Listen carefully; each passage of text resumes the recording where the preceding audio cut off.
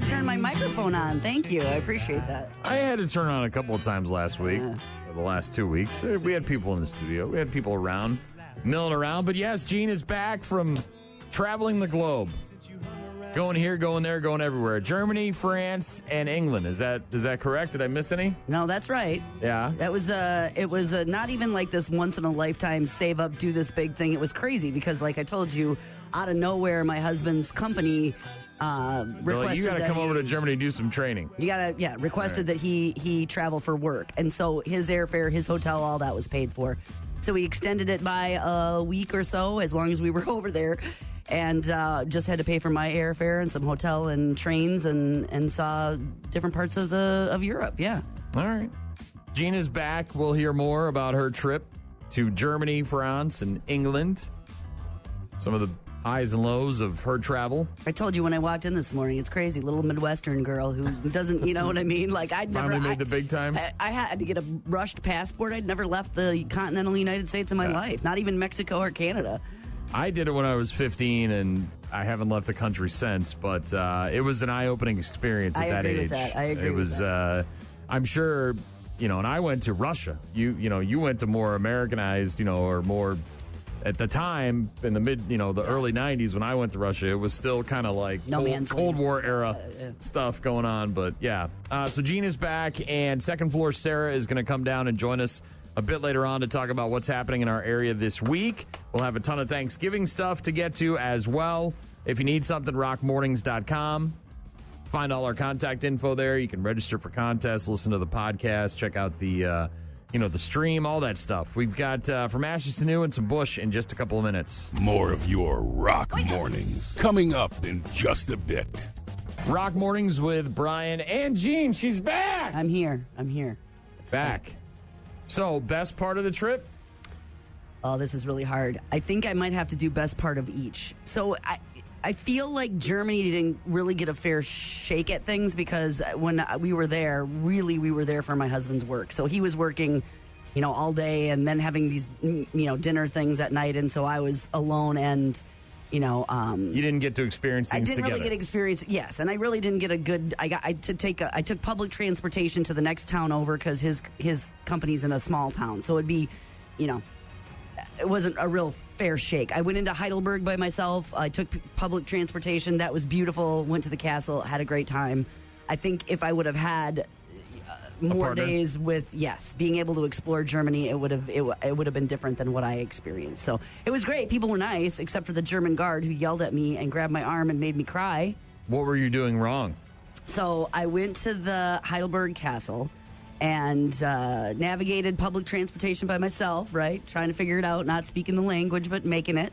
And went to the castle, paid the money to get in it, and walked around. And so basically there's this like courtyard area. By the way, the ticket's $9. This guy was yelling at me over. Was a $9 ticket. $9 ticket.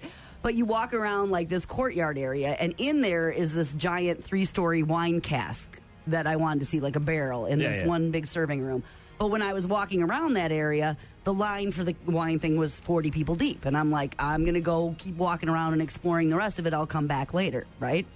Well, Wrong. You walk across this bridge that goes out to like the garden area. Well, that area is free. So people can come and just walk around the gardens with not paying. Well, I wanted to cross back over the bridge and go look at the wine thing later, like an hour later, right? So I show him my ticket that says I just bought this an hour ago, not yesterday, not the day before, an hour ago, right? And he's basically like, first of all, not speaking English at all. So basically just yelling at me in my face, 999. And I'm like, sir, I just want to go back. He grabs me by the arm, and is walking me off the grounds.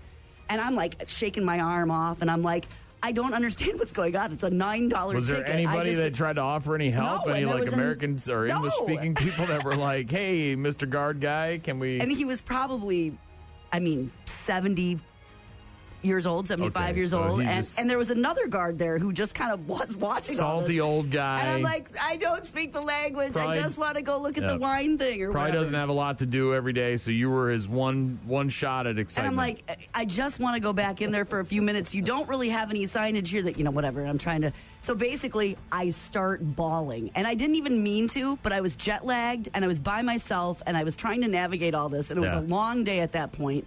And I just start bawling. And this is, you know me, that's not Yeah, necessarily no. my MO, No, right? no. So I'm standing in this courtyard of this castle All in by Germany, yourself, all by yeah. myself. Just tears streaming down my face, right? Because I just want to go, look at this stupid cat and I don't understand. And it wasn't, I don't even think it was the wine thing at that point. It was just the frustration of everything. Oh, yeah, it was The a trip. buildup. So I go back into the gift shop that's on the other side now, not where I bought my ticket, but there's another ticket booth at the thing.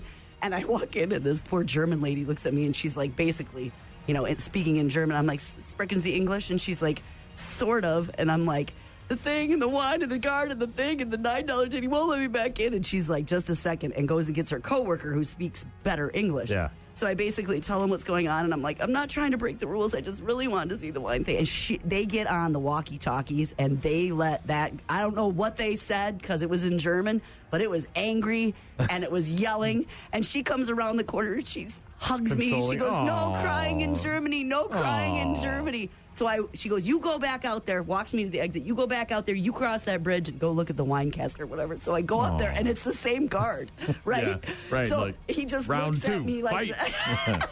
and goes like this with his thumb, like, go ahead and ahead. pass. And so I walked through and saw the wine game. But that was so Germany was yeah. skewed, All right. unfortunately. We'll get more from Jean about her trip to Germany, France, and England. She's been gone the last 2 weeks, but now she's back. Here, stateside, Kia and Hyundai are recalling 208,000 electric vehicles to fix a pesky problem that could cause loss of drive power, increasing the risk of crash.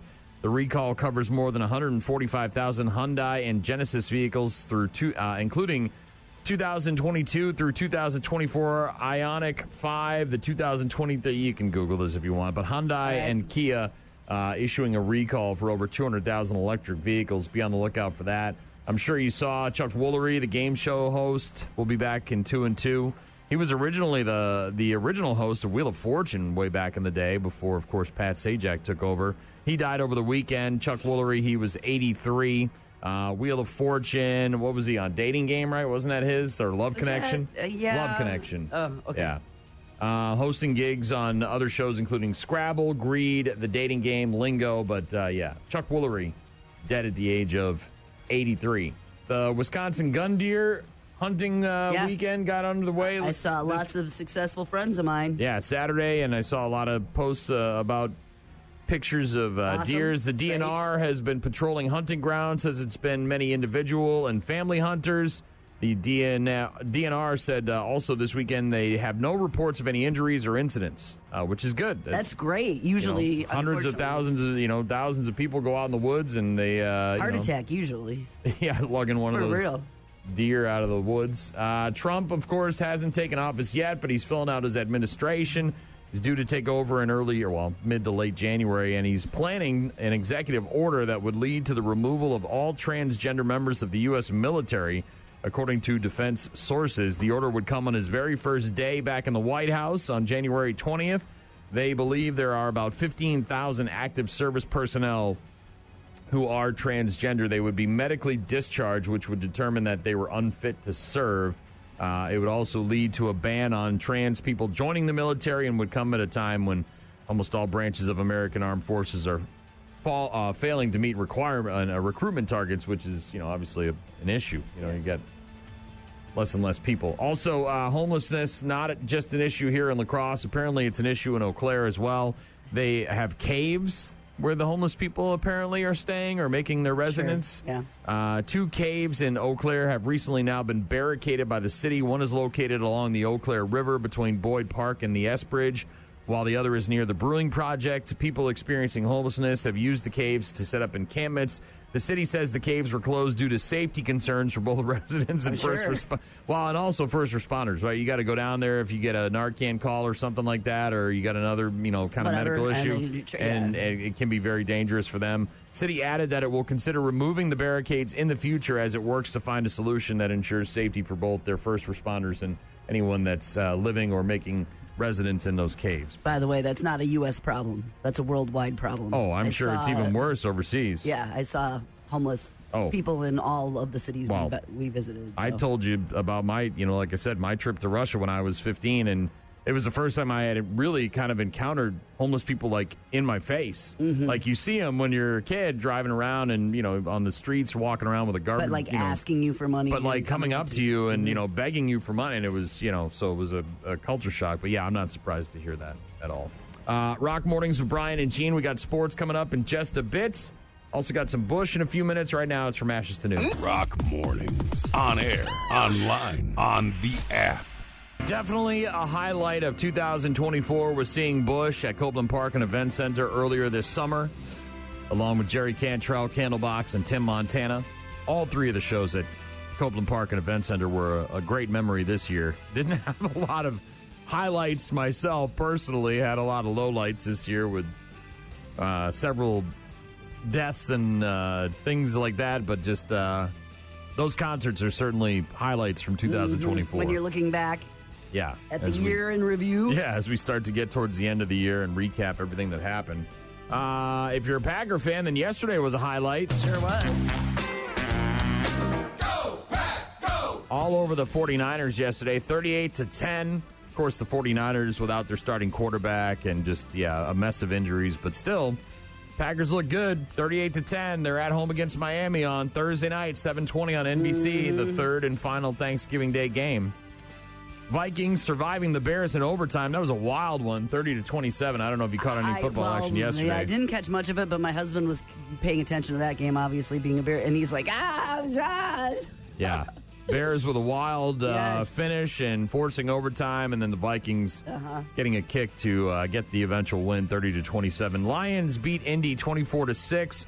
Week 12 in the NFL wrapping up tonight with the Ravens at the Chargers in the Harbaugh Brothers Bowl. That's at 7:15 on ESPN. The Bucs over the Pacers on Friday night, 129-117. Then they beat Charlotte on Saturday night, 125-119.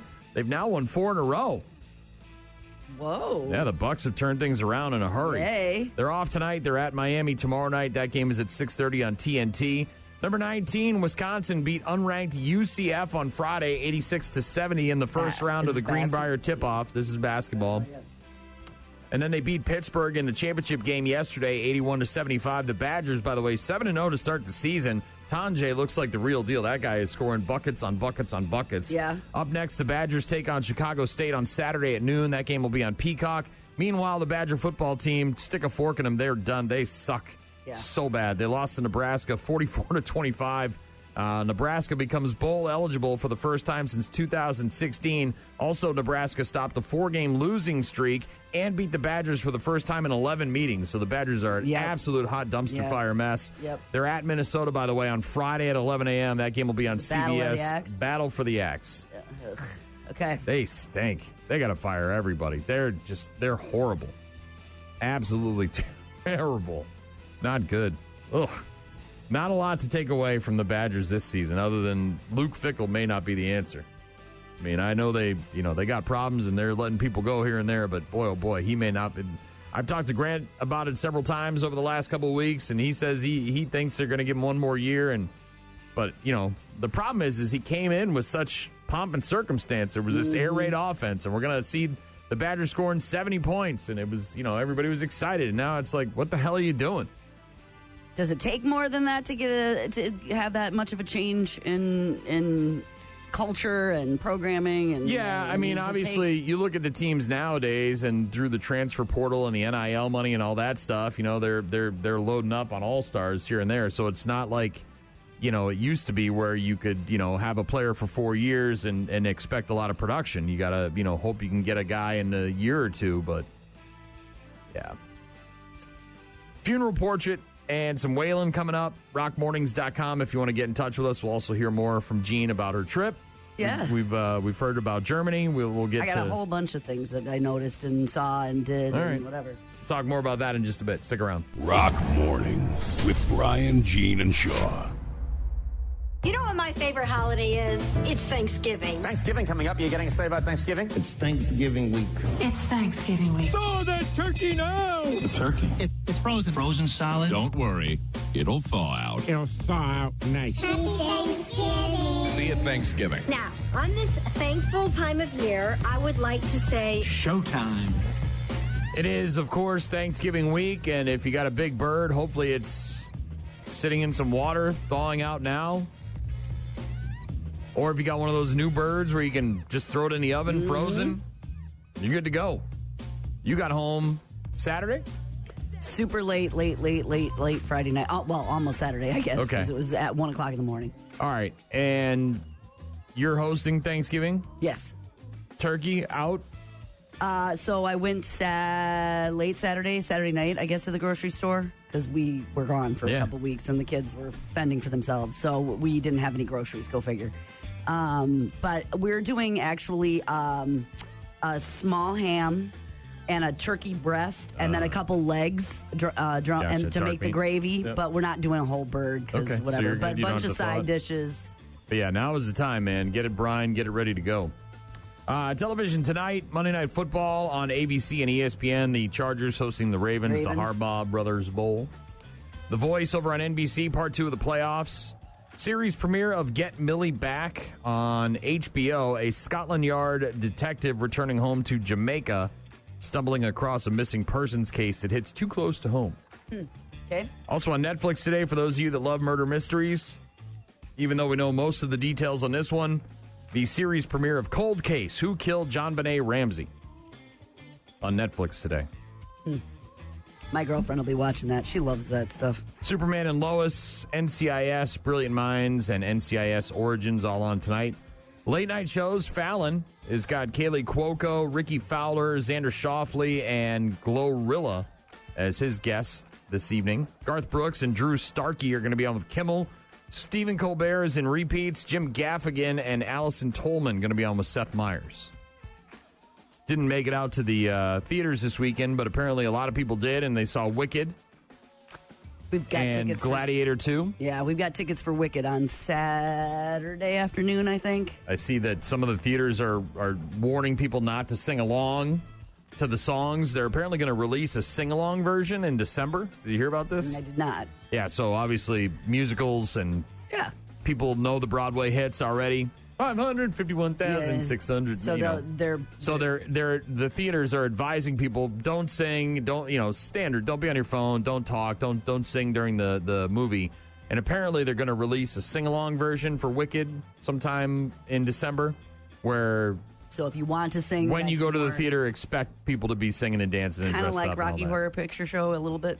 But yeah, Wicked #1 at the box office in North America with $114 million from 3,888 theaters. Gladiator 2 did pretty well as over the weekend.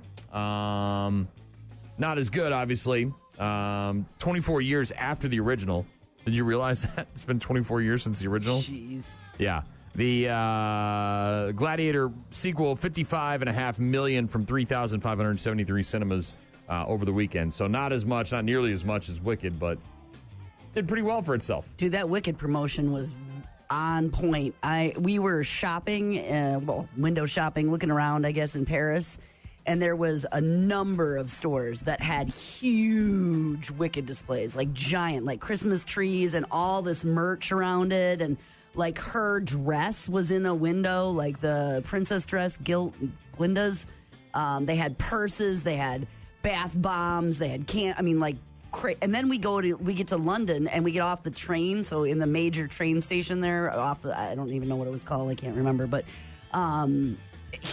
ginormous Wicked display in the train station. I'm like, oh, this is real. Wicked, by the way, third biggest domestic debut of the year behind Deadpool and Wolverine and Inside Out 2. So not bad.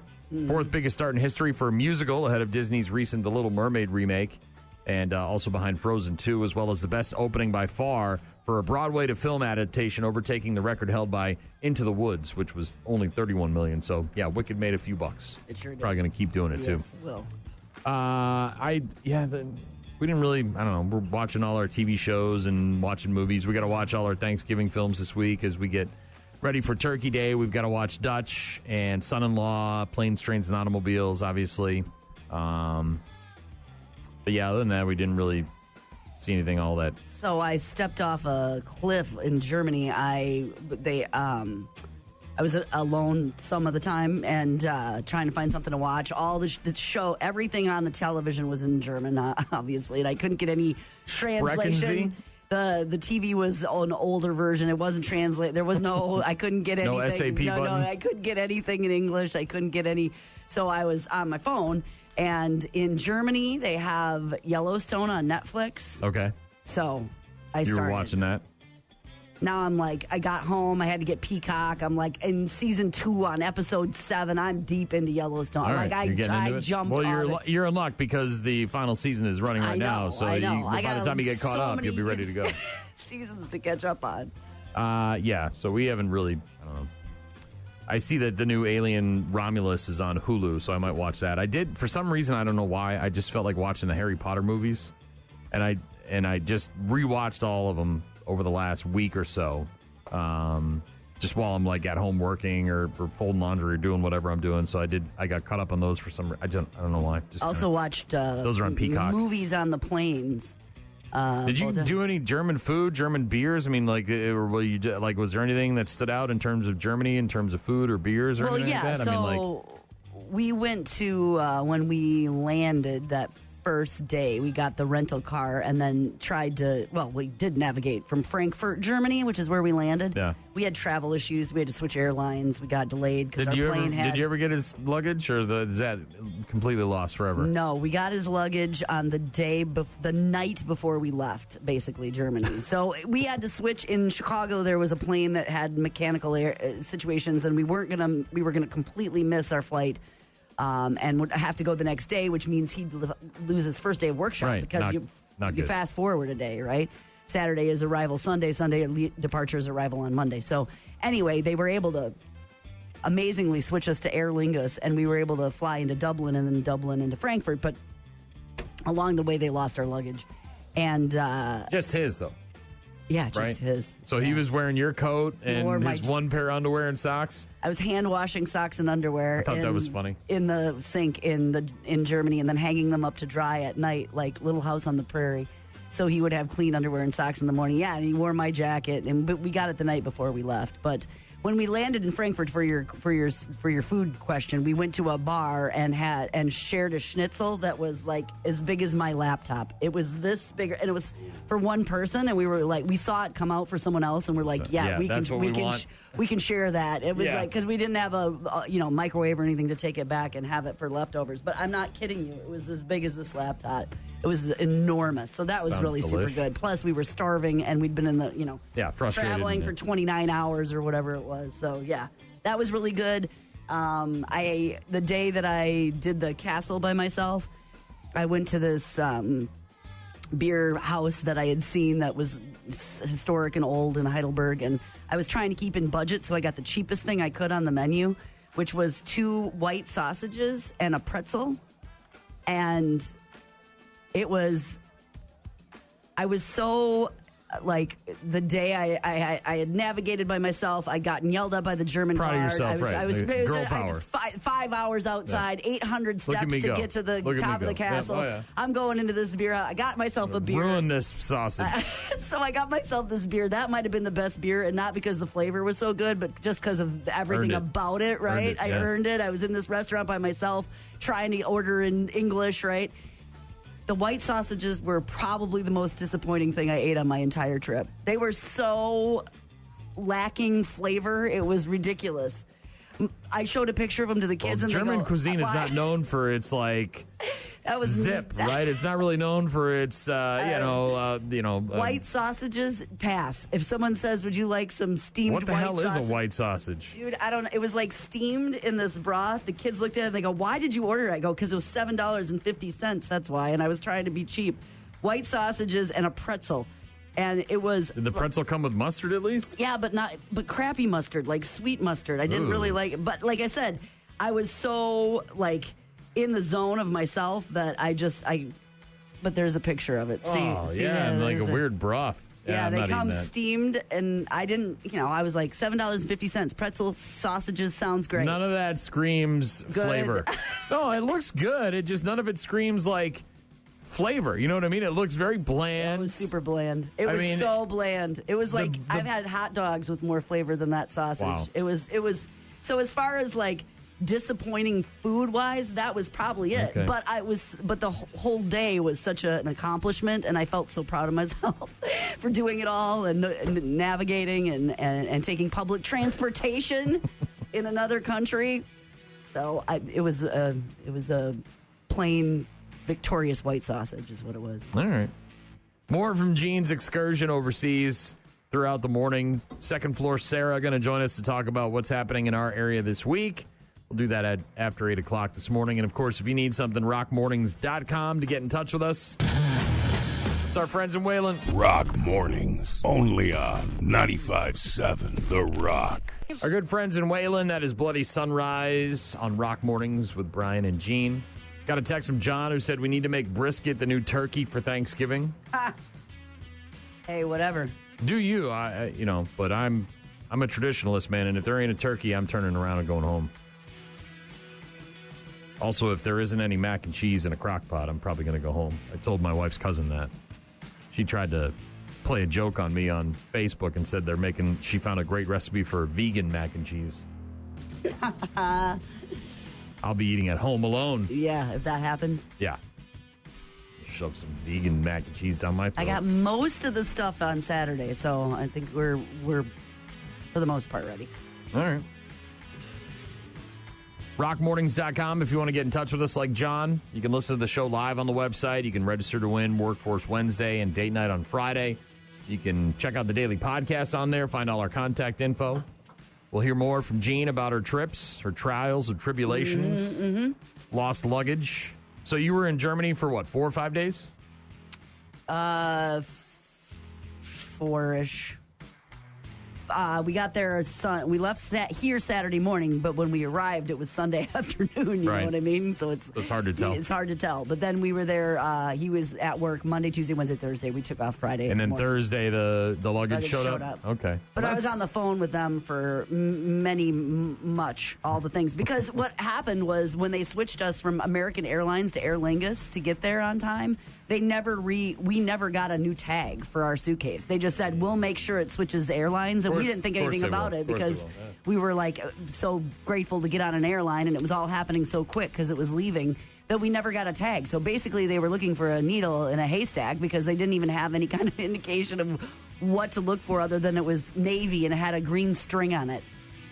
So that we ever got it at all is maybe draw like a big picture of a pink penis on it or something. Like look for the suitcase with a big pink penis on it. Something way more. And we should have gotten like in retrospect, it's a miracle we got it at all. But he just wore my black puffy coat for a few days. It was fine. More from Gene. In just a bit, we'll also get to some Metallica next. Stick around. Rock Mornings, Monday to Friday, 6 to 9. Rock Mornings with Brian and Gene. That, of course, Metallica with Enter Sandman. Looking forward to seeing them in May in Nashville. First time ever going down there. What's the motto of the Police, Gene? I guess I don't. What do you mean? The motto. What is the motto on the car? To protect and serve. There you go. Is this someone serving someone? Yes. In a good way? Yes. Okay. When you're a kid, 10 years old, yeah, and you need some help, you know the one number, 911. Yeah. But they also have a non-emergency line. Yeah, but then you'd have to look that up. I mean, it wouldn't come to mind. And when you're knee-deep in homework, especially very difficult math homework. Oh, no. And you need some help and no one else is around, who are you going to call? Normally the answer would be Ghostbusters. But in this case, it was 911. 10-year-old in Wisconsin needed some help with his math homework, and he called the dispatch, and to their credit, gave the kid the help he needed. Tried? Said, ma'am, I know I'm not supposed to call 911 for this, but I really could use some help with my homework. I asked, struggling. What can I help you with? And he's like, it's math. And I'm like, I've been out of school for over 40 years. So I'm like, I don't know if I can help you with this, but we'll find somebody. Shawano County Sheriff's Office posting on social media that a dispatcher answered a 911 call from a 10-year-old who called to say that he needed help with his math homework. He stated that his family, quote, wasn't very good at math either, and he needed help. Yeah, if that's new math, I'm out, dude. Sheriff George Lenzer said dispatcher Kim Krause, who you just heard there, explained to the young caller that 911 was not the appropriate number to call for homework help, but she also offered her assistance. I know. She had some time on her hands, so she said, quote, can I help you with the problem? And he gave this long problem with decimals, and she was unable to help him, so she informed him, well, let me see if I've got a deputy nearby your residence. Oh, no way. Really? Deputy Sheriff Chase Mason was in the area, agreed to take a look at the math problem. Mason wrote in his report about the incident, quote, personally, I am also not overly proficient when it comes to math, but nonetheless, I responded to assist. Nobody is. Mason, mathematicians. Mason, the sheriff's deputy there, has a stepson about the same age as the kid that called in for the help. Sat down with the child and was able to solve the decimal-related math problem, which is good. Our young caller was provided a business card and was told, we are always here to help, except next time he should probably use the non-emergency line if it's not a life-threatening situation. Obviously, the kid's going to remain anonymous. They don't want him to be the subject of any ridicule, but yeah. 911 dispatcher helping that kid out with his math homework. That's nice. To protect and serve. Mm-hmm. If only the number for non-emergency was as easy as the emergency number. Yes. Right? And I've been an advocate for this all the time. There's some other number. There should be some number like 811 or 7, whatever. I'm just throwing 10, out numbers. 12, whatever. 2022. Something very easy for situations where the cops don't need to be called. Like, I didn't get 6 nuggets. I have problems with my math homework. My neighbor's grass is too high. You know what I mean? Like, the cops don't need to respond to those. They're busy trying to, take care of real problems. Do things, yeah. But for a 10-year-old, a decimal point issue is a real problem. Well, and nobody in his house knew math. Yeah. I mean, what was he supposed to do? Did you see this coffee shop, too, in Massachusetts where you can dance for your coffee? No. Oh, my God. You got to look at it. It's hilarious. Normally, I don't really care because I don't drink a lot of coffee and I don't really care about dancing. But this is in Middleborough, Massachusetts. Yeah. And there's a coffee shop there that will give you free coffee if you walk through the door dancing. And some of the videos are absolutely fantastic. There's one where a woman's doing like the jitterbug and she kicks off her shoes and she's and like the best part is that some people don't, they don't want to dance for their coffee. They're more than willing to pay the $5 or $8 or whatever. Yeah. So they're standing at the counter and these people come in and they just start going boogieing and doing all these dances and they're like, what the hell is going on? Their reaction is almost as priceless as the people coming in and doing the dances. They put a sign up outside that said, if you want a free coffee, walk in and give us your best dance moves for 5 seconds. There's a highlight video all over TikTok if you want to check it out. But it's good. Is it good? Yeah, there's a lot of different videos, but it's a free coffee for anybody that wants to come through the doors at Coffee Milano Cafe in Middleborough, Massachusetts. And again, the videos are some people are taking them up priceless. on it, and they're good. Yeah, love it. Good times. We've got Breaking Benjamin coming up in just a bit. We'll hear more about Gene's trip to England and France. We already heard a little bit about the Germany part of the trip. But we'll hear. I wish I could have explored there more, but we went on to the next. And we'll hear more about that, plus some Thanksgiving stuff in just a bit. Rock Mornings with Brian, Gene, and Shaw. You're ready to shop for Black Friday. Are you ready to shop on Black Friday? If you're like most Americans, probably not. Which is why the U.S. Department of Public Safety is offering a free Black Friday survival kit. Each kit includes Kevlar, headgear, mace, and a bludgeoning tool that tells others that $69.99 flat screen at Best Buy is all mine, you son of a... Order now and we'll also include a complimentary Thanksgiving Day survival kit. Each kit includes Kevlar, headgear, mace, and a bludgeoning tool that tells others, "That last turkey leg is all mine, you son of a..." The U.S. Department of Public Safety emergency kits, because it's not about celebrating the holidays, it's about surviving them. I don't think Black Friday is like that anymore, I don't think so either. Obviously, COVID changed a lot of things. A lot of stores in a lot of areas are not open 24/7 anymore. A lot of stores, even before COVID, stopped doing Black Friday specials because of the viral violence. Or that started early. There's some of the stuff that already started this weekend. Oh, or last week or 2 weeks ago. You know, so I think that whole, like, cesspool of there's 17 human disgustingness, you know, where people were clawing and fighting for $5 toasters, that has kind of come to an end. I mean, it certainly reached its apex about a decade ago, but it seems like ever since then, I mean, you got more and more stores that aren't even open on or on Thanksgiving or Black Friday, or opening earlier, or started their sales today for the whole week. And also think how many brick and mortar stores are closing. I mean, and look at all these places that are filing for bankruptcy, you know, that are closing all their traditional stores because people are moving most of their purchases online. Cyber Monday's Monday, as a matter of fact. Yeah, it's coming up, man. Small Business Saturday, that's an important one. Obviously, if you really want to make an impact in your community, that's how you can do it, by shopping on Small Business Saturday. And not just on that day, but any day of the year. Travel, you just got done traveling all across the world, and AAA expects a record number of Americans to travel for Thanksgiving. They're expecting just under 80 million people to head out this year, up from 78 million last year. 72 million people are going to drive somewhere on Thanksgiving. 5.8 million will fly. Another 2.3 million will take buses, trains, and other modes of transportation. The worst day to leave is tomorrow. Tomorrow? Yeah.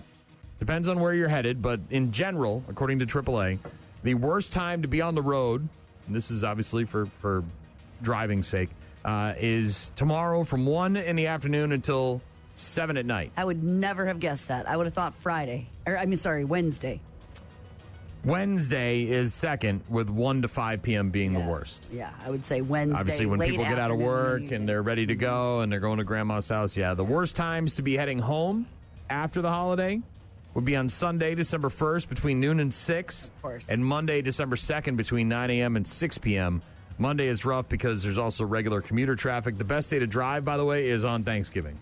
So if you're planning on if you want to avoid, because no one's out. I mean, most of the traffic is, people at home. And like I said, without there being as many Black Friday shopping extravaganzas as there used to be, people aren't out on Thanksgiving like they used to be. I remember vividly my wife, after we got done with Thanksgiving dinner, she would go home and get ready to go sit in line with her mom somewhere. That still happens for families. There's a lot of family who that's part of their tradition. Maybe there's football for half of the people and shopping for the other half. I know there are friends of mine who are going to be doing that. We'll go for a bit on Friday. Then we've got the Rotary Lights kicking off in downtown La Crosse on Friday afternoon, so I'm going to take that in. We go on Black Friday usually to get stuff we need for the house. Batteries. Anything that's on sale that we need for the house. My wife said to me yesterday, though, she's like, I'm not buying a friggin' paper this year. It was $5 last year. There was like 4 ads in it. Yeah. It's all online. Got a text from Mike.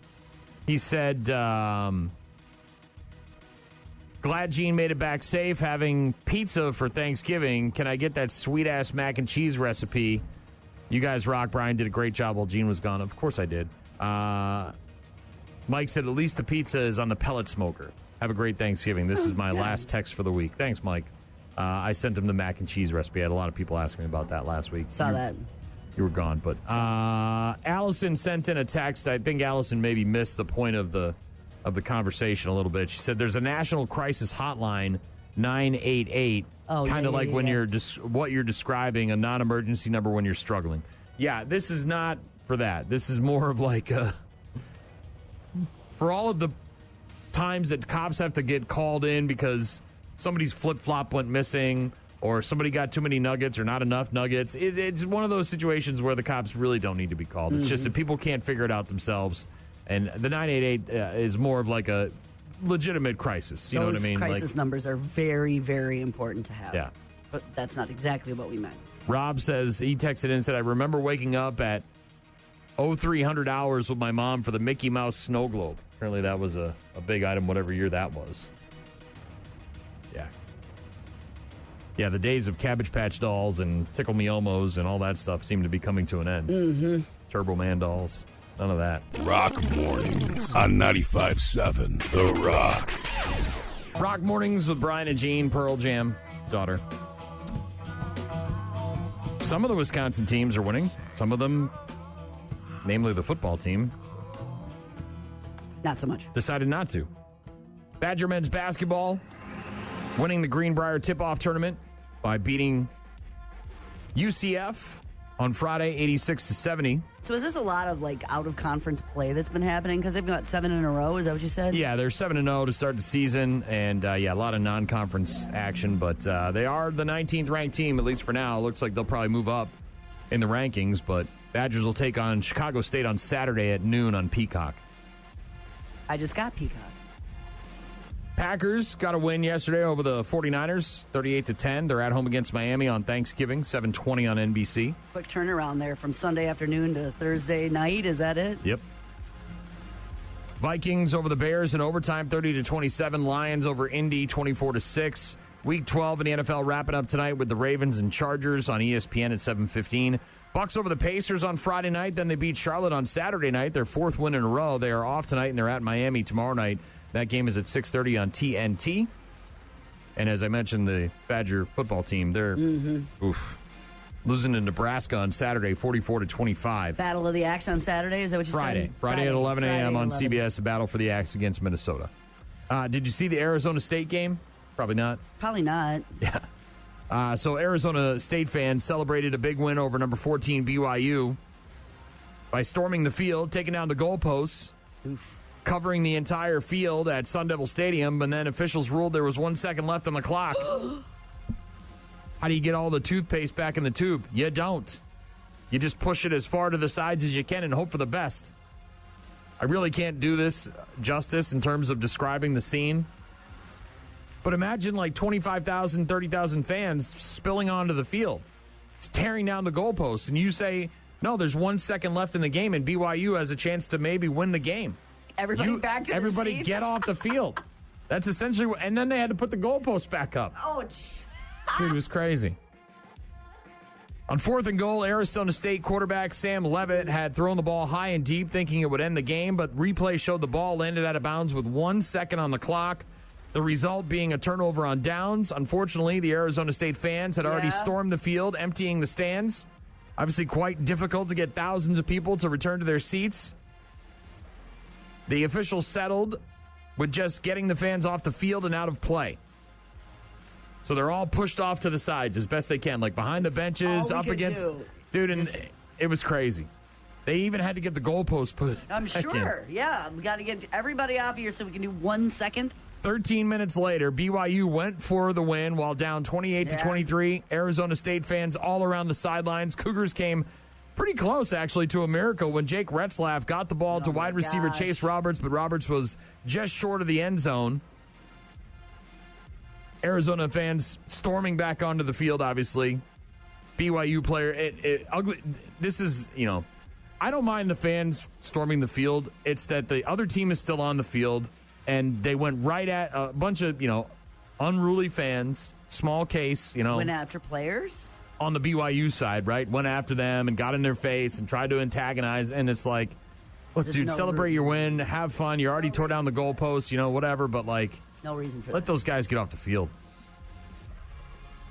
Elsewhere in sports, the NBA is joining the NFL in urging its players to take additional precautions to secure their homes following reports of recent high-profile burglaries. So Bucks forward Bobby Portis kind of got things started about 2 months ago. He was at a game and said, my home got robbed. Yep. Minnesota Timberwolves guard Mike Conley Jr. also got robbed while he was playing a game. And now, as we heard a couple weeks ago, Kansas City Chiefs teammates Patrick Mahomes and Travis Kelce were both robbed. And apparently it's not just rando. These are a well-organized syndicate, a crime syndicate is what they're saying. the police are saying. And the FBI is obviously involved. But in a memo to the NBA teams, a copy of which obtained by the AP, the league said the FBI has connected some of the burglaries to transnational South American theft groups that are reportedly well-organized, sophisticated rings that incorporate advanced techniques and technologies, including pre-surveillance, drones, and signal jamming devices. Well, you have to. We're not talking about just smash and grabs. We're talking about they know who you are, they know where you live, they got drones over your house, they've got cell phone jammings. In advance. Well, when I heard that, I was like, this isn't like coming into my house, right? These are these are some flour. Great. Well, but I mean, these are properties that are gated, or there's security systems, there's security cameras, there's probably the glass on the windows could be different, all of that. I mean, you're talking about mansions and really rich people, right? It's not like just and again, they're doing it knowing full well what your schedule is. You know what I mean? They know where you're going to be if you're a Kansas City Chiefs player. Ugh. Yeah, and again, the part of it being well organized is the issue, right? It's one thing if it's just a bunch of criminals and they're out there. But yeah. Rock Mornings with Brian and Gene. We'll get to Foo Fighters and Seether in just a bit. If you need us, rockmornings.com. Rock Mornings with Brian, Gene, and Shaw. Wicked is #1 at the box office. And if you love musicals, don't miss the brand new musical, Joker, Folie à Deux. The Joker is me. Is it French, like Les Miserables? Not exactly, but it has Lady Gaga. Is there tap dancing? Of course. What musical would be complete without it? Hey, wait a minute. Hasn't this movie already been released? Stop asking questions. The Joker is me. And get to the greatest new musical of the holiday season, Joker, Folie à Deux. Just make sure you leave before it ends. It's a bummer. Yeah, I heard nothing but bad things about Joker. Uh-huh. People like those musicals, apparently. Wicked's doing well, but Joker not so much. Hey, Thanksgiving, of course, later this week. Looking forward to all the traditional food, like turkey, mashed potatoes, stuffing, gravy, green bean casserole, deviled eggs. You're doing some kind of ham? We're going to do a ham and a turkey breast and a couple drumsticks to make gravy out of, but not a full bird this year. Mike texted in, said he's going to do a pizza on the pellet smoker. Uh-huh, I heard. Yummy. Best of luck to you, I guess, with that. Again, I'm more of a traditionalist. Definitely looking to load up on the calories. A new report taking a look at how many calories people are actually going to be throwing down on Thanksgiving. Oh, a lot. Good news and bad news. The average American's caloric intake during the Thanksgiving meal is just 2,092 calories, which doesn't seem all that bad, considering that according to dietary guidelines in the U.S., adults should consume anywhere between 1,600 and 3,000 calories per day, depending on a bunch of stuff like your age, weight, gender, all that stuff. Of course, that's for the whole day. And for the most part, other than snacking on some things throughout the day, but leading up to it, that will be the meal. But right. So if that's the only thing you do on Thanksgiving is throw down the meal, you're good. But no snacking, no leftovers, no booze. But what about the wine? Oh, once you add that in, now you got a real problem. Yeah, there's going to be some of that. Yeah. That's the bad news part, is that obviously the meal itself, you're in the range. But then the cheese here, and then is that some pumpkin pie? The picking that happens afterwards. Yeah. That's part of the reason I like to leave quickly after the meal is over, is because I'll just graze all day. Yeah, sure. I'll just go by that kitchen 100 times and pick. Yep.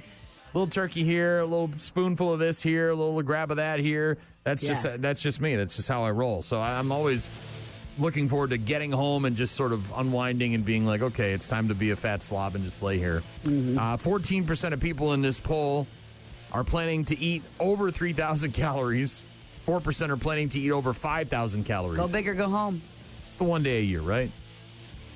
Thanksgiving, not the end of it. The average person will also be eating about 2,200 calories worth of leftovers. Nearly 40% of people said they'd eat a lot more than that, with 27% saying 3,000 calories in leftovers and another 9% saying over 5,000. I've never thought about it as calories.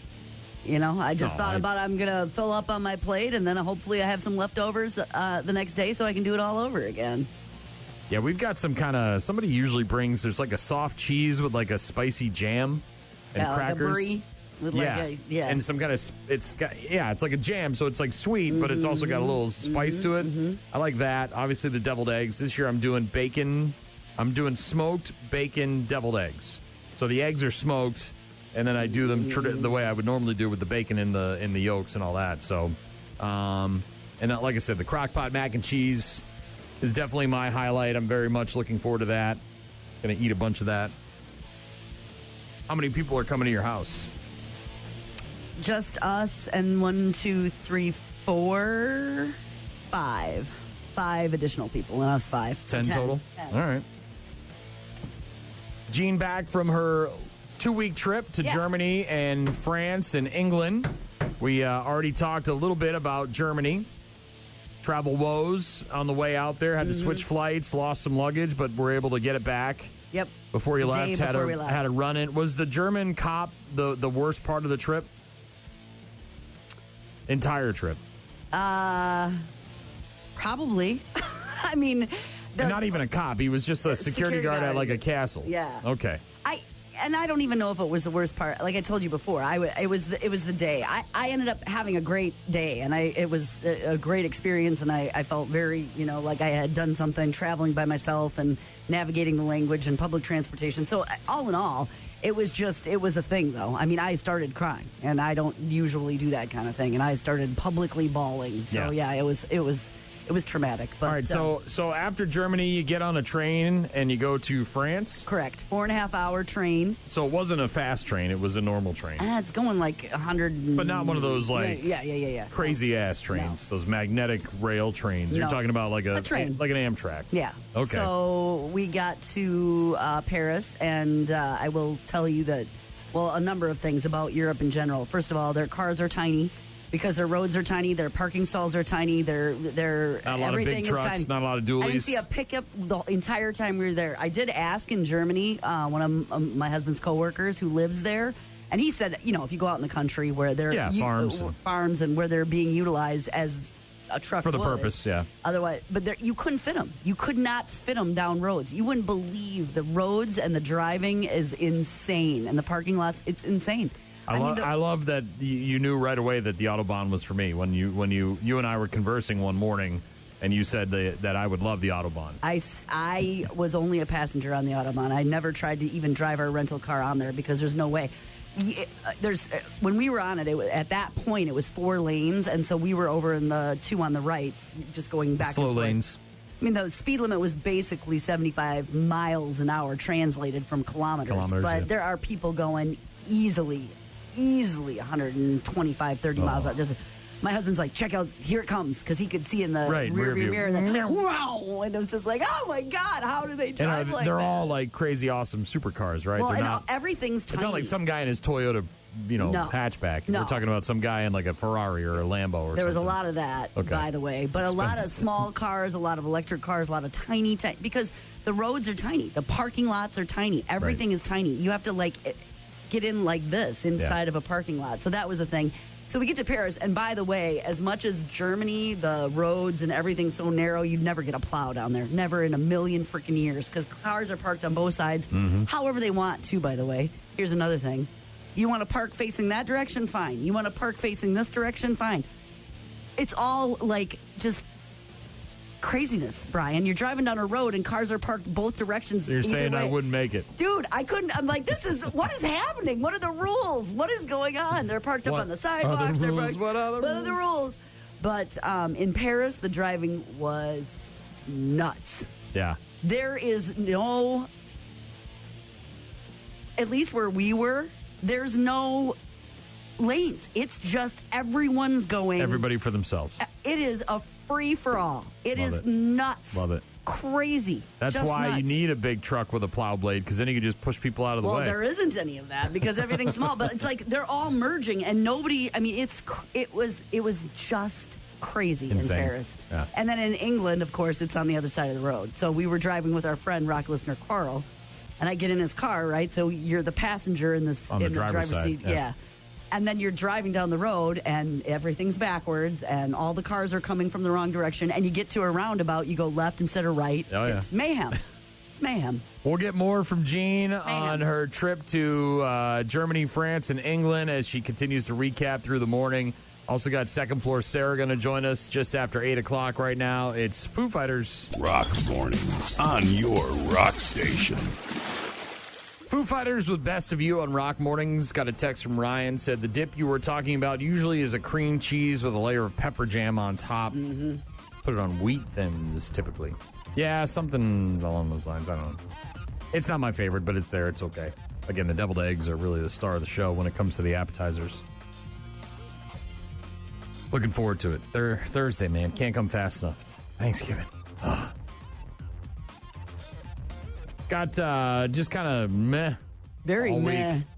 Very, very meh. We're looking at rain and maybe some snow today. High of 40. And that's about it. Yeah. After that, it's a downhill trend. In the 20s, isn't it, by the weekend? By Thursday, it looks like we're going to have high temps in the 20s in the area with lots of clouds. Not going to see the sun for quite a few days. Uh-huh. And it looks like it's going to stay in the 20s over the holiday weekend. So, yeah. This might be it for temperatures in the 40s today. I put out some outdoor stuff yesterday, but I'm way behind on all the things. So. Got pretty much everything out there this year. Pretty much everything. We're good to go. Wife started working on some of the indoor stuff as well, so we're getting there. We got more of Jean recapping her vacation to Germany, France, and England. Also, Second Floor Sarah is going to join us and talk about what's happening in our area this week. Rob Zombie is next. Stick around. More of your Rock Mornings coming up in just a bit. Rob Zombie, Living Dead Girl on Rock Mornings with Brian and Jean. Joey Chestnut.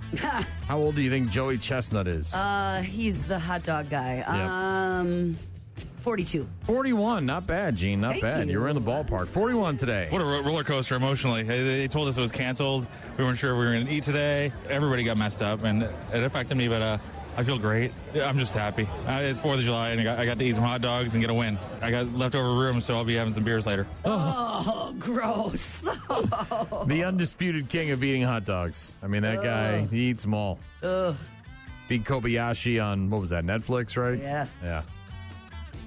Joel Kinnaman, the actor, is 45.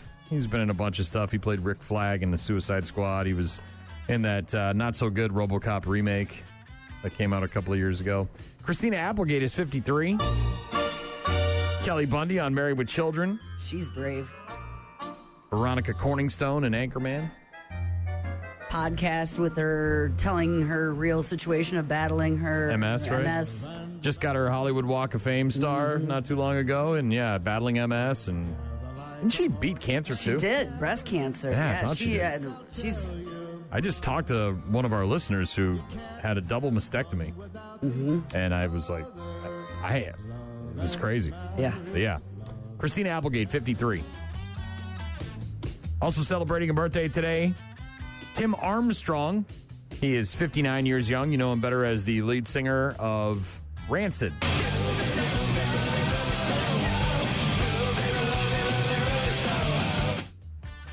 No? Yeah. Rancid? Yeah. Time Bomb? Ruby Soho? Amy Grant, 64. Baby. She's married to Vince Gill, I think, right? Is that right? Okay. Or was. John Larroquette is 77. You know him best as Dan from Night Court. He's the only one who's still alive, right? Is he really? I think Marsha Warfield is still alive. She played Roz on the original version of Night Court. She's now like Hen's mother on 911. But yeah. Dan Fielding from Night Court. John Larroquette, 77. Ben Stein is 80. Bueller. The teacher, economics teacher in Ferris Bueller's Day Off, Win Ben Stein's Money. Yes. I didn't realize, I guess I'd never remember this, even though it probably comes up every year, but he was a speechwriter, Ben Stein, for Richard Nixon and Gerald Ford. Smart guy. I guess. Ricardo Montalban, born on this day in 1920, died in 2009. He, of course, played Khan in Star Trek II, Wrath of Khan. No, you can't get away. hell's heart I stab at thee. For hate's sake, I spit my last breath at thee. Also, of course, the head guy on Fantasy Island. But his role as Khan was unforgettable. John F. Kennedy Jr., born on this day in 1960. He died in 1999. Plane crash got him, right? You caved? It's over? You're out? Oh, my God. The Queen is dead. I figured you'd cruise, at least through the spring. What happened? It was, John. John.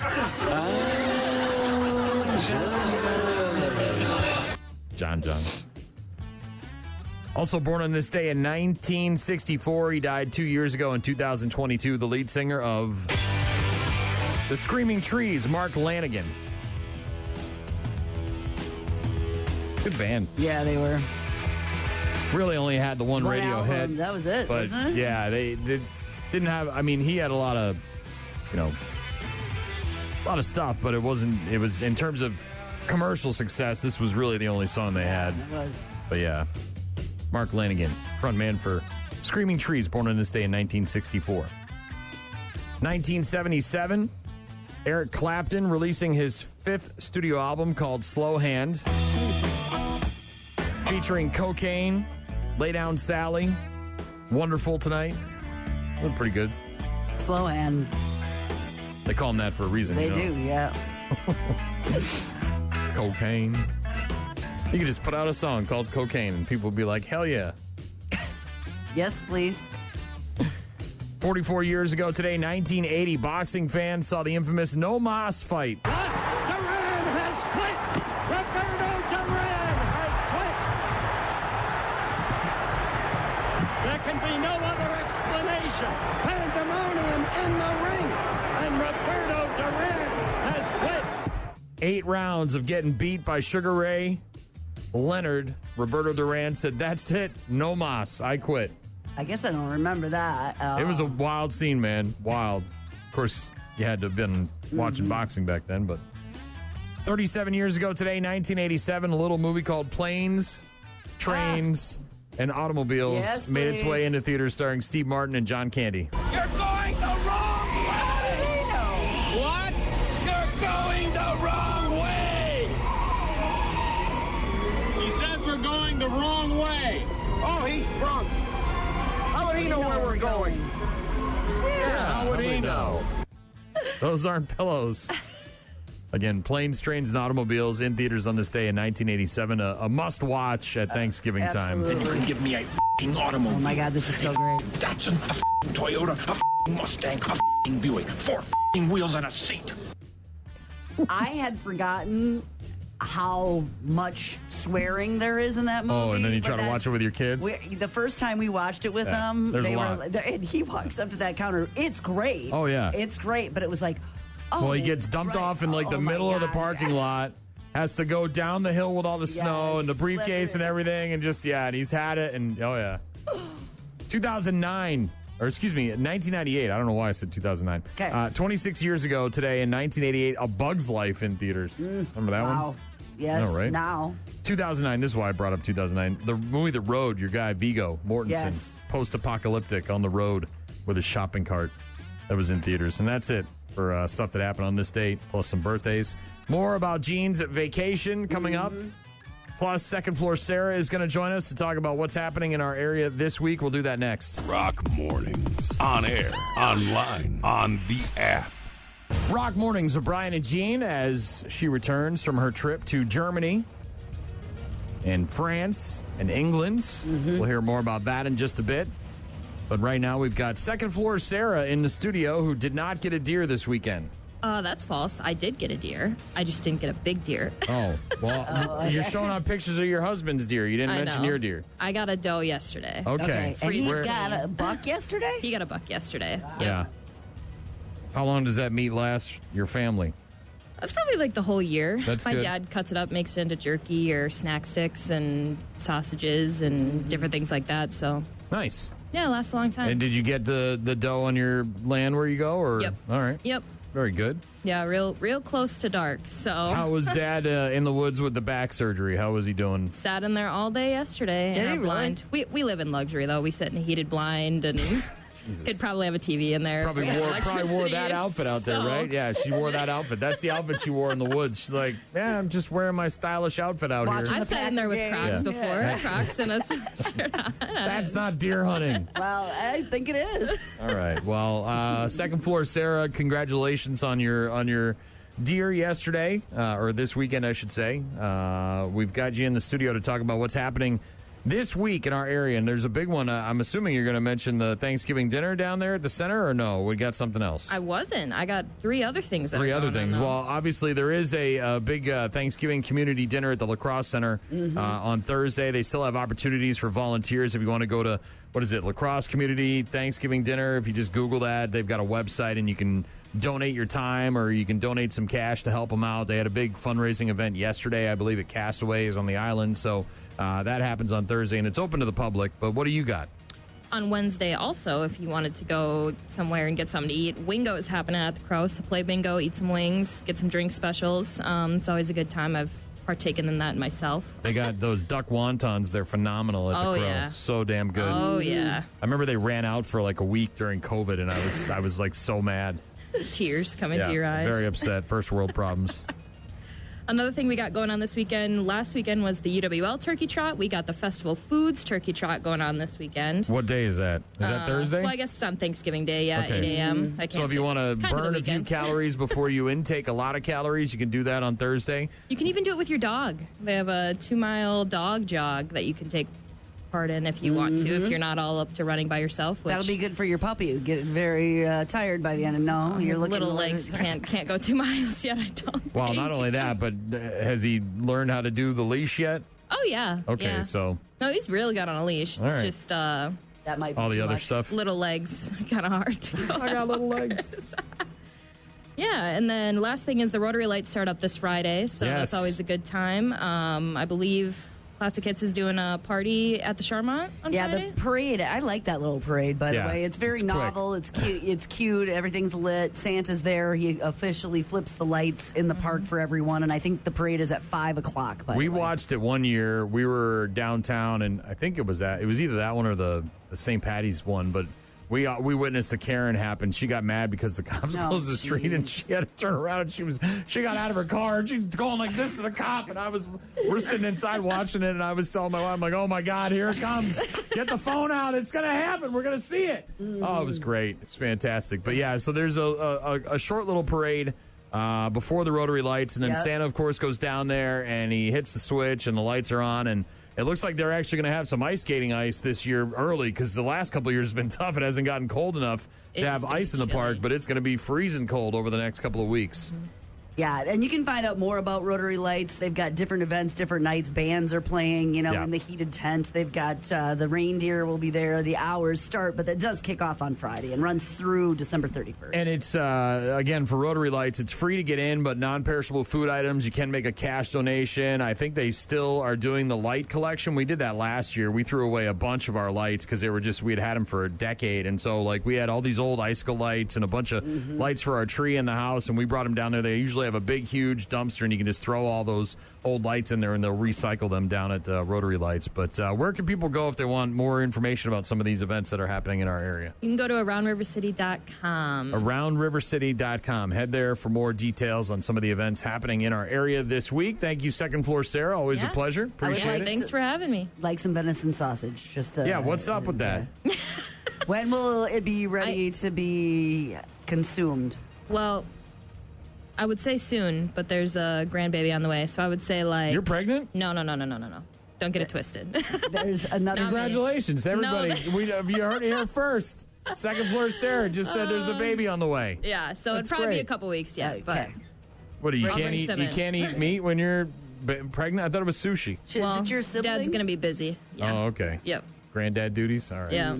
All right, as we mentioned, Mark Lanigan, the frontman for Screaming Trees, born on this day in 1964, so here they are now. Rock Mornings with Brian, Gene, and Shaw. Screaming Trees nearly lost you on Rock Mornings with Brian and Gene. The friggin' sports! Brought to you by Shoes. do you know about shoes? They're necessary. They certainly, I would say in this day and age, you gotta be careful. But sometimes when you're playing basketball, your shoes can come off. It's bound to happen. They stick on the floor and then somebody steps on your foot and your shoe. You know, you pull away, and next thing you know, your foot pops out. Okay, that's kind of what happened over the weekend. Jackson State's Dylan Canaville lost his shoes. He made a layup, which Kentucky's Brandon Garrison tried to disrupt. Canaville picked up a shoe and then trailed Garrison as he drove down the length of the court to the hoop, looking for a quick basket on the other end. Garrison had a clear path to the basket. Unfortunately, Canaville only had one thing he could do. He threw his shoe at him. Who throws his shoe? Honestly. He couldn't stop the play, so he picked up his shoe and threw it at him? Couldn't keep up. He only had one shoe on, so he wasn't able to get good traction with his sweaty sock on the other foot. Yeah. So he just took his shoe after he picked it up and threw it at him. The unexpected shoe launch did not interrupt the basket, but Garrison clearly didn't know what hit him. Definitely a new defensive tactic. If you're playing basketball, just take your shoe off and throw it at a guy. So it came off in play, and he's like, forget it, I'm never going to make it there in time. I'm just throwing this. Picked up the shoe. Mm-hmm. I'll put it on after the play. Not so much. Mm-hmm. Threw a shoe at a guy. Something you don't see in a basketball game very often. It's probably something you don't see. Shoes getting thrown. So part of the trip sports-wise is obviously soccer is the thing in England. Oh, yeah. So we were with Carl, our friend, rock listener Carl, and we were just talking about, soccer and how important it is to, like, every single community, right? There's just... Oh, yeah. There's... Every community has teams, right?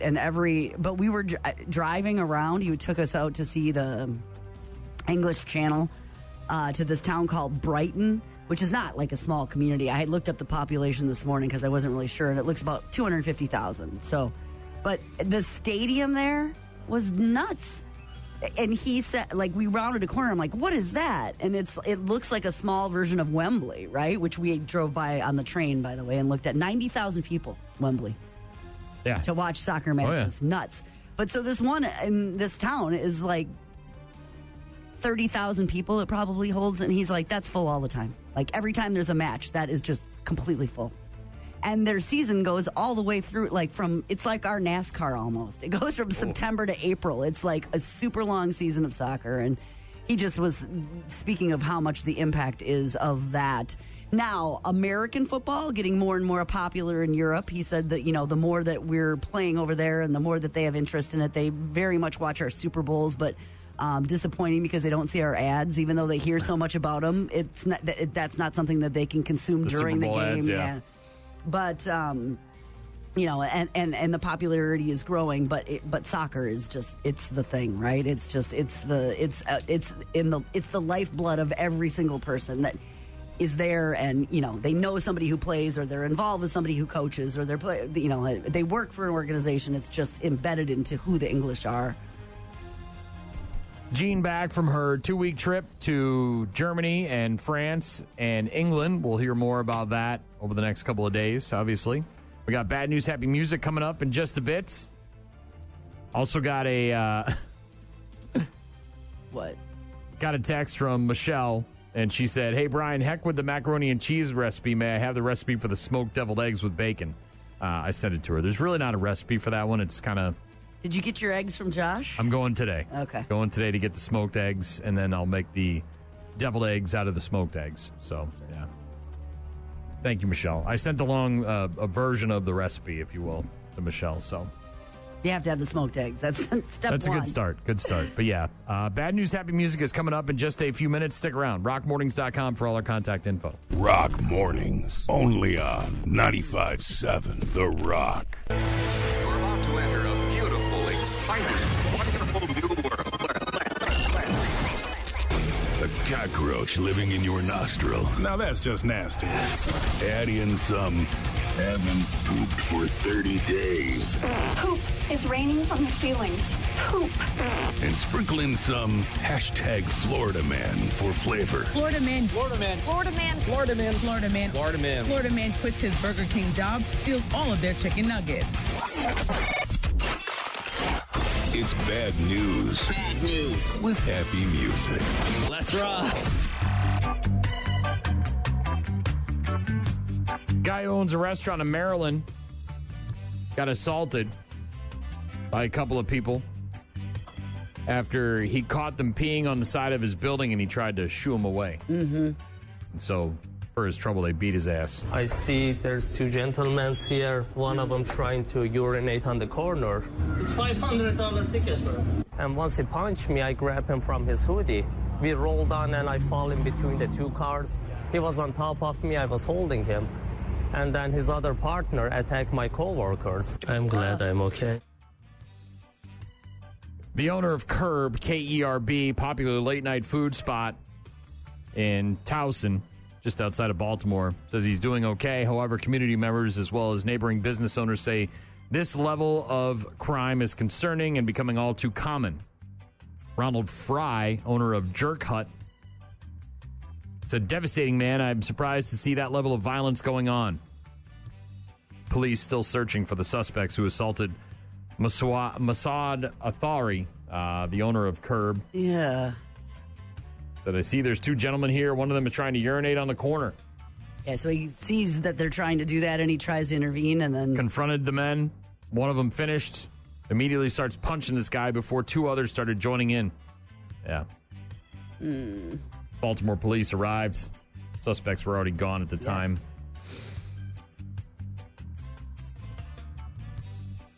Ugh. Yeah. These guys. Gross. Elsewhere, this dude's got a thing for Red Bull, apparently. It's delicious. What's he... I don't like energy drinks, period. I don't like any of them. I've tried a few, and every time I try them, I'm just like, nah, I'm good. Not for you. Something about it doesn't speak to me. A guy in St. Louis, police saw him walking to his car with about $500 worth of allegedly stolen Red Bull energy drinks. That's a lot. Led officers on a pursuit where speeds topped out at 120 miles per hour. He may be going too fast on all levels. Prosecutors have charged Anthony Simpson with felony aggravated fleeing, a traffic stop, as well as stealing and driving while revoked, both misdemeanors. He's confined right now in the jail, $50,000 cash-only bond. Apparently he had a shopping cart full of Red Bull. Yeah, and that's only just in 4-packs, so yeah. Officers were looking for him on active warrants and were familiar with his prior stealing patterns, which apparently consisted of stealing Red Bull from local supermarkets. Oh, so this is him. He's obsessed with Red Bull and stealing it.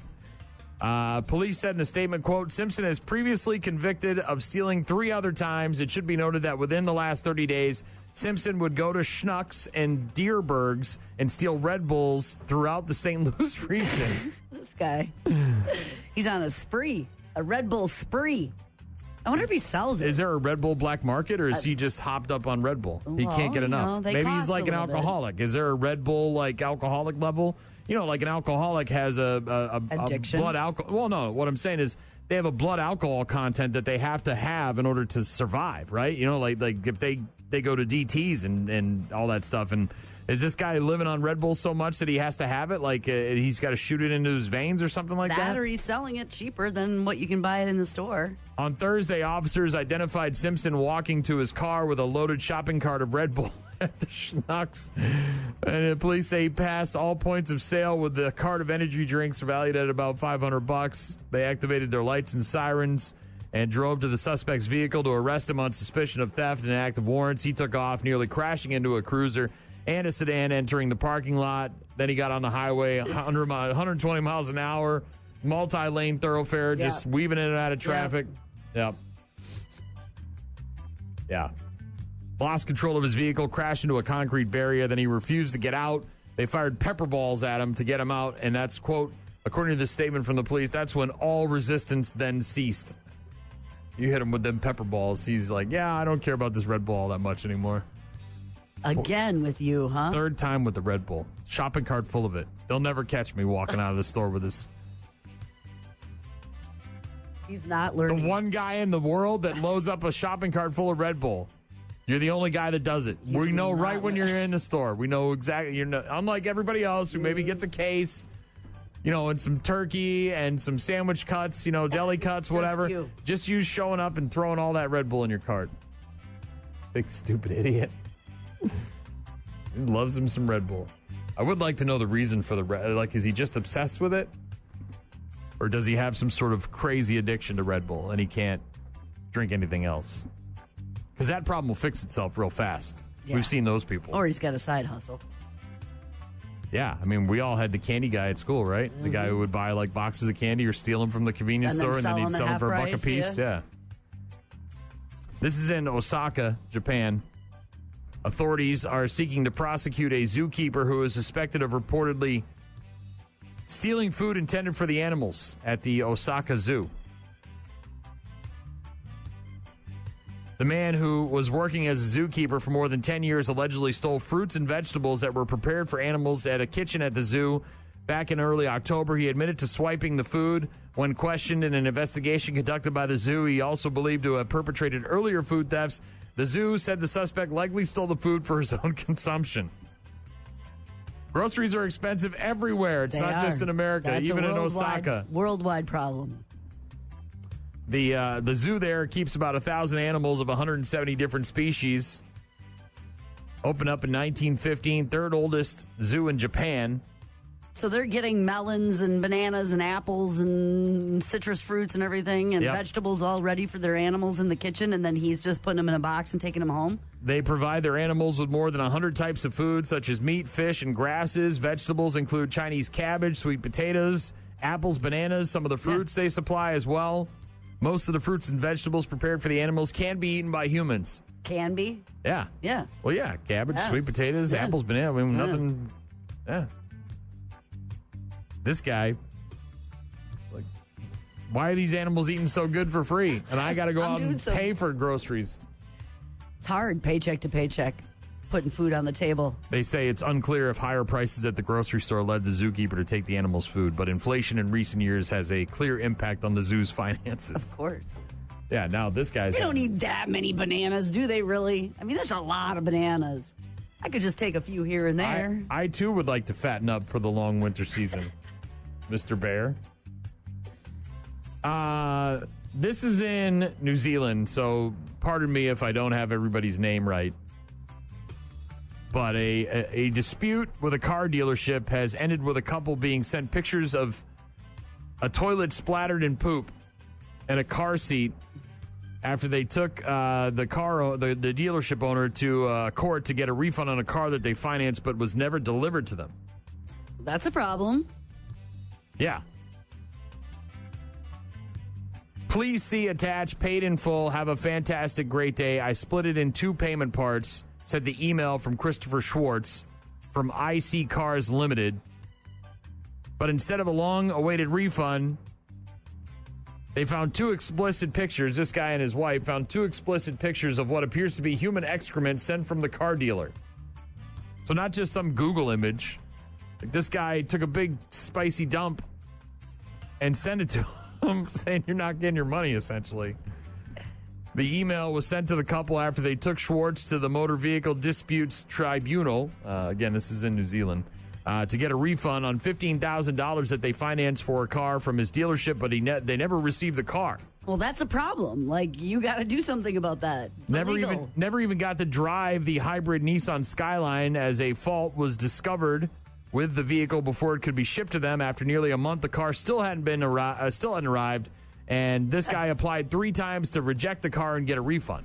Yeah. So this is like, what's the online car thing here in America? What is it? I don't know exactly. Carvana? Yeah. So is it Carvana? Right. Well, that is one. Okay. Well, that's the one everybody probably knows. It sounds like it's something like that, right? Where they searched online, they found the car they liked. Here's the one we want. They financed the thing. They sent the guy the money. And then they find a problem with the car. All right, we're going to fix it, get you a different one. And then 3 months go by, months and months go by, and they said, that's it. We don't want to deal with this anymore. Give us our money back. And the guy says, here's a picture of my poop. Did he think that was going to work? Was that the end of it then? Schwartz, the guy who runs the online car dealership, continually refused to refund the money before the Nissan dealership confirmed in September that the car couldn't be fixed. Then wrote the company that sold him the vehicle and told them he'd refunded them their $15,000. But he hadn't? Which he hadn't. Apparently, he basically pocketed the money from the maker of the vehicle. Like, he sent in, essentially insurance fraud, right? Like, he got in touch with the company, said, yeah, I gave him their money. The company said, all right, here's the $15,000 to make you even. And he never gave the couple. He sent them pictures of his poop instead. The tribunal holding a hearing in October where Schwartz claimed he was out of the country, that he had IT issues and couldn't connect remotely and was looking at putting his company into liquidation. So this guy, over one car, one $15,000 car, and a picture of poop. This guy's like, I'm liquidating. I'm out of here. Unbelievable. Well, he knows he's going to get in trouble for... Well, there's pictures too. And he pooped all over that seat of that car. I mean, look at it. That's everywhere. Like, it's down here in between. That's the back seat, I'm assuming, right? So there's a little Lincoln log right here in between the two seats, and there's a whole bunch on the back. Get it together. Here's your car with my poop on it. But it's not your car. It was never going to be their car. Crazy.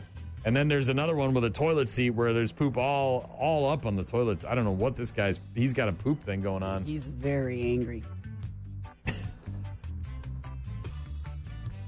Bad news, happy music on Rock Mornings with Brian and Gene. Much like Mark Lanigan, who was born on this day in 1964, the former frontman for Screaming Trees, the frontman for Rancid, Tim Armstrong, is celebrating his birthday today as well. It's Ruby Soho. Rock Mornings, Monday to Friday, 6 to 9.